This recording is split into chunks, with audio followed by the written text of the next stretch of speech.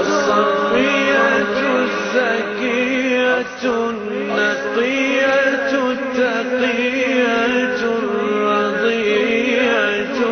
المرضية المحدثة المنصورة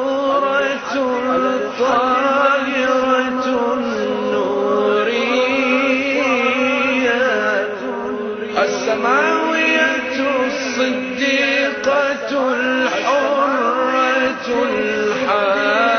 الحانية السيدة الحوراء العذراء البتول المباركة الكوثر أم أبيها أم الحسنين سيدة النساء